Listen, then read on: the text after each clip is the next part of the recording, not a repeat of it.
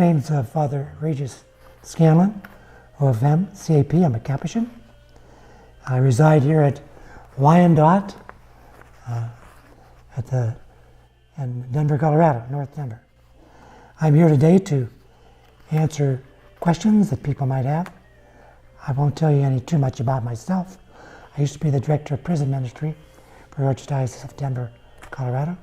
I used to work for Mother Teresa, Calcutta, internationally, Mexico, Madagascar, Africa, different places. And I'm 75 years old, and I'm still living. And I'm no dummy, so I should be able to give you some answers. So let's look at the first question. This question is sent to us from Anna Mikhailova. Does God love those sinners that are in hell? Or does God love the fallen angels? Well, you could ask both, because they're the same answer would be for God. God is love. Anything God does is love. Even if he sends somebody to hell, it's love. But God's love goes out to the person. If the person rejects it, then that person does an evil act. Now, God does not love the evil act. Although what God does love about the person in hell, even the angels, is anything that came from him through his creation. Because it's always good. But actions come from created beings, and they could be evil. And God does not love their actions. But he loves beings, even if they're in hell, whether they're angels or whether they're people. And yes, there's a hell. And yes, there are angels there. And yes, Judas is there. And yes, there are other people there, people from Sodom and Gomorrah. So, that's a good question. I hope it helps you. What is God's love? Is it the same thing as his grace? It's just, she says, thanks for the answer. The reply is very easy.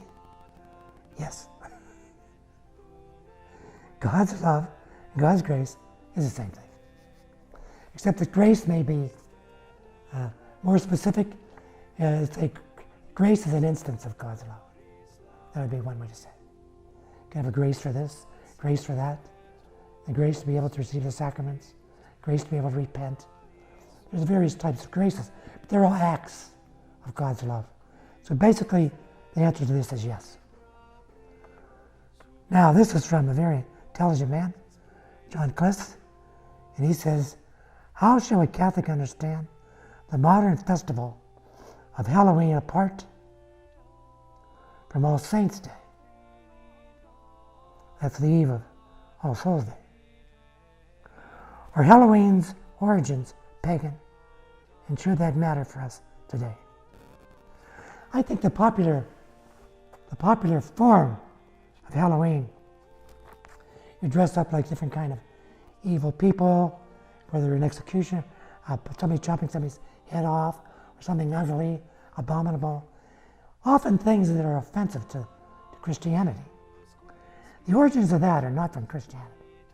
Those are pagan. And that's what spoils the feast or the celebrations of All Souls' Day and All Saints' Day. It spoils them. It's a corruption of those things. So insofar as those things, insofar as they succeed, taking over, that's bad. I would keep your children away from those. It's my opinion. In my day, we went around Halloweening and everything. It was much more innocent. And besides, it was safer in those days. Our parents didn't even go with us. I would not take my children, if I was married, out Halloweening. Stay at home, celebrate All Saints' Day, All Souls' Day, visit cemetery, and give them some candy, have a celebration, give them some pop, and have a good time celebrating the saints. You can have some plays, the saints in them, things like that. That'd be help children. Help them love the church, help them love the saints. These that despise evil, they shouldn't love those things. You know, let's face it, our generation is messed up. You don't want your kids to be messed up. So, all right, I think that's enough. And I think that is it. If you didn't get your answer, you can write me and consult. This is a commercial. This is my blog. See that? FatherRegisScanlon.com. Usually I put up every week I put up an article after I get the blessing from my charitable provincials. Such a wonderful person.